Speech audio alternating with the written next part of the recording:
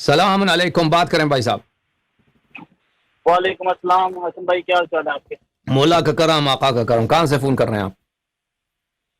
میں Canada Toronto سے phone کر رہا ہوں. میرا نام خدا علی آپ ہے. کو سلامتی دے، خدا آپ کو عزت دے. فرمائیے کیا حکم ہے؟ میں نے ایک دو باتیں کرنی تھی. ایک تو میں نے یہ بتانا تھا کہ جو انجینئر محمد علی مرزا ہے، جی جب وہ یہ حدیث ثقلین کی بات کرتا ہے کہ میں دو چیزیں چھوڑے جا رہا ہوں، تو وہ ایک بہت چالاکی لگاتا ہے اور وہ جی لوگوں کو بیسیکلی ایک طرح سے منحرف کرنے کی کوشش کرتا ہے اور ان کو ٹریک سے ہٹانے کی کوشش کرتا ہے.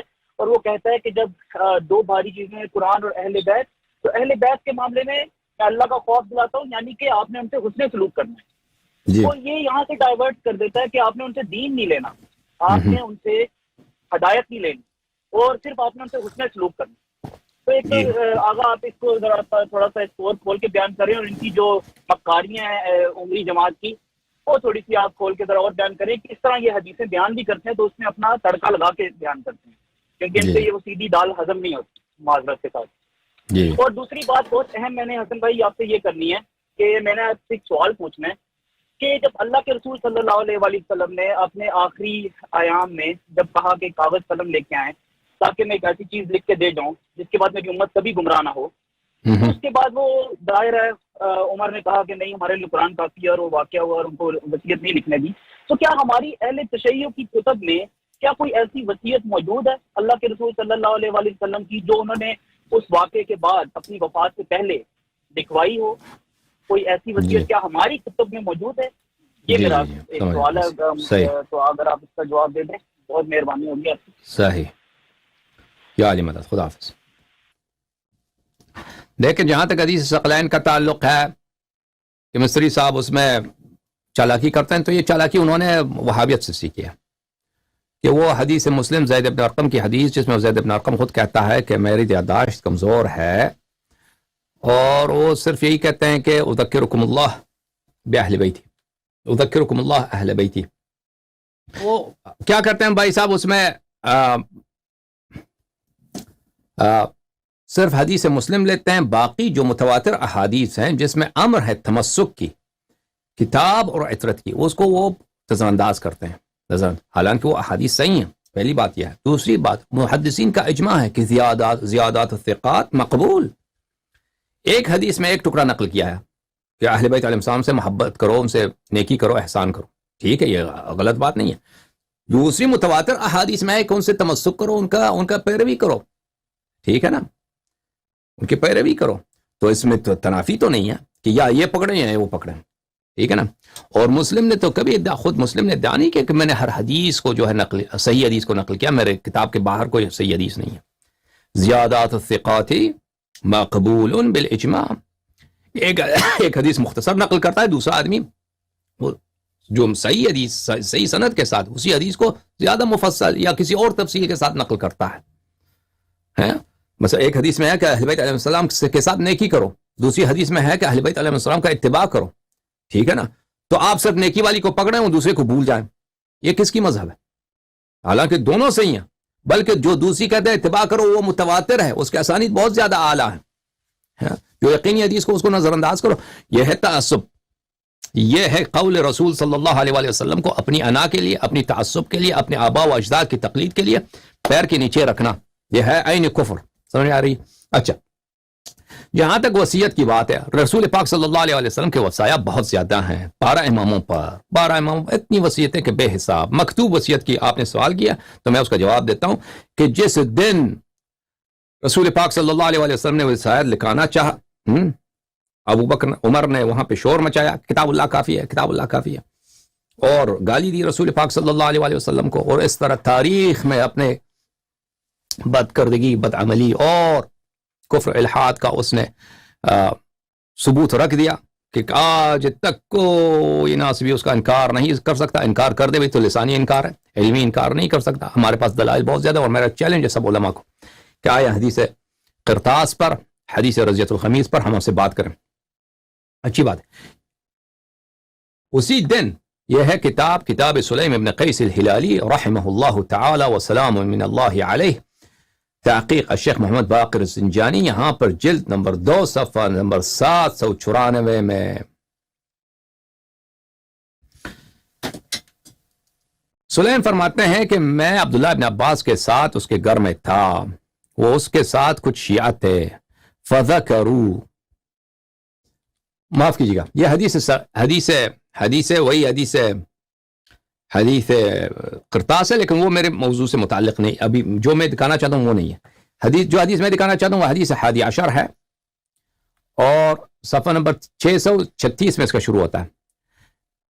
ابان سلیم سے روایت کرتے ہیں کہ میں نے امیر المؤمنین علیہ السلام کو مسجد رسول صلی اللہ علیہ وسلم میں خلافت عثمان میں دیکھا۔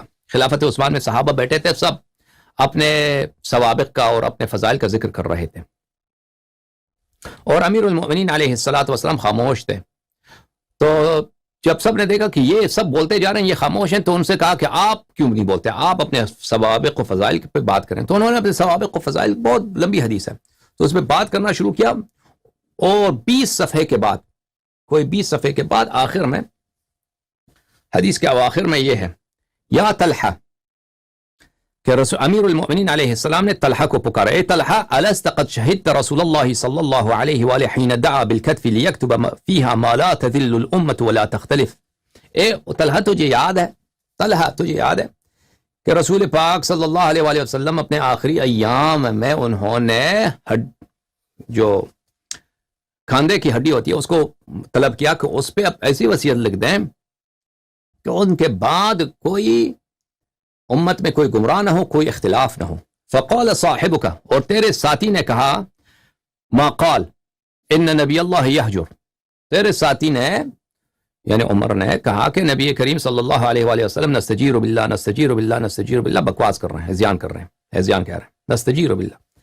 فغضب رسول اللہ صلی اللہ علیہ وآلہ وسلم ثم ترکہ، پھر رسول پاک صلی اللہ علیہ وآلہ وسلم کو غصہ آیا، پھر اس نے ترک کیا، ترک کر دیا، ایک بات چھوڑ دی۔ تو یہ یاد ہے؟ طلحہ نے کہا بلا قد شہدت ذلک، طلحہ نے کہا جی ہاں مجھے اچھی طرح وہ واقعہ یاد ہے۔ تو سید المسلمین علیہ السلام نے کہا فإنکم لما خرجتم اخبرنی بذلک رسول اللہ صلی اللہ علیہ وآلہ وبالذی اراد ان یکتب فیہا وان یشہد علیہا العامہ، جب تم سب وہاں سے نکل گئے تو رسول پاک صلی اللہ علیہ وسلم نے مجھ سے بات کی، اور انہوں نے کہا کہ میں کیا لکھنا چاہتا ہوں، اور میں سب مسلمانوں کو، میرا ارادہ یہی تھا کہ سب مسلمانوں کو میں شاہد بناؤں اپنی وصیت لکھنے کا، لیکن انہوں نے مجھے گالی دی، بے عزتی کی میری۔ فأخبره جبرائیل ان اللہ عز وجل قد علم من الامت الاختلاف والفرقہ، جبرائیل نے خبر لے کے آیا کہ آپ کے بعد آپ کے امت میں اختلاف ہوگا، آپ کے امت مختلف فرقوں میں بٹیں گے، اس سے کوئی چارہ نہیں۔ ثم دعا بصحیفۃ، پھر اس وقت رسول پاک صلی اللہ علیہ وآلہ وسلم نے ایک صحیفہ مانگا لکھنے کے لیے، فَأَمْلَى عَلَيَّ مَا أَرَادَ أَن يَكْتُبَ فِي الْكَتْفِ، تو وہی وصیت جو رسول پاک صلی اللہ علیہ وآلہ وسلم کا ارادہ تھا، جو مجلس صحابہ میں عام مسلمین کی شہادت میں کاندھے کے ہڈی پہ لکھنا چاہتا تھا، وہی انہوں نے مجھے ڈکٹیٹ کیا، ڈکٹیشن، املا کیا، وہ بولتے جا رہے تھے، میں لکھتا جا رہا تھا۔ وَأَشْهَدَ عَلَى ذَلِكَ 3 رَهْطٍ، اور 3 صحابہ کو اس پہ شاہد بنایا، سلمان و ابا ذر والمقداد، سلمان کو، ابو ذر اور مقداد، یہ 3 شاہد تھے۔ وَسَمَّى مَنْ يَكُونُ مِنَ الْأَئِمَّةِ الْهُدَى الَّذِينَ أَمَرَ اللَّهُ بِطَاعَتِهِمْ إِلَى يَوْمِ الْقِيَامَةِ، اور اس وصیت میں وہ امام قیامت کے دن تک، قیامت کے دن تک جو امام آئیں گے ان کے نام انہوں نے اس وصیت میں لکھا دی۔ فسمانی اولہم، رسول پاک صلی اللہ علیہ وآلہ وسلم نے فرمایا کہ اپنا نام لکھ دے کہ پہلا خلیفہ، پہلا امام، پہلا حجت میرے وفات کے بعد کون ہے؟ سید المسلمین امیر المؤمنین علیہ السلام۔ ثم ابنی ھذا وادنا بیدہ الی الحسن، پھر رسول پاک صلی اللہ علیہ وآلہ وسلم نے نام کس کا لکھایا؟ امیر المؤمنین علیہ السلام نے اپنے ہاتھ سے اشارہ کیا سید شباب اہل الجنہ امام الحسن علیہ السلام کی طرف، پھر فرمایا کہ ان کا نام لکھا دیا۔ ثم الحسین، اس کے بعد امام حسین علیہ السلام کا نام لکھا دیا۔ ثم 9 من ولد ابن ھذا یعنی الحسین، پھر اس کے بعد 9 بقیہ امام، اول امام علی علیہ السلام، دوم امام حسن علیہ السلام، تیسرا امام حسین علیہ السلام، اس کے بعد 9 اور 3 12، اس کے بعد 9 امام میرے اس فرزند کے نسل سے، یعنی امام حسین کا مقصد تھا امام حسین علیہ السلام، یعنی الحسین علیہ السلام، ان کی نسل سے 9 مزید اماموں کے نام لکھا دیا ہے. كذلك كان يا ابا ذر وانت يا مقداد. اے مقداد، سلمان کی وفات ہو چکی ہے اس وقت، شاید سلمان نہیں تھے. فرمایا اے ابو ذر یا مقداد، اے مقداد، یہی تم شاہد تھے، یہی ہوا یا نہیں ہوا، لکھایا یا نہیں لکھایا رسول اللہ صلی اللہ علیہ وسلم نے. اگلے صفحے پر فقاموا وقالوا نشهد بذلك على رسول الله صلی اللہ علیہ وآلہ.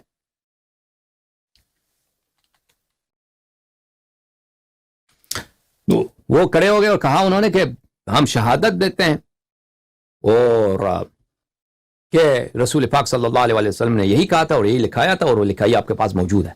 ٹھیک ہے نا. تو اس طرح کے وصایا بہت زیادہ ہیں ہمارے کتب میں، الحمدللہ رب العالمین.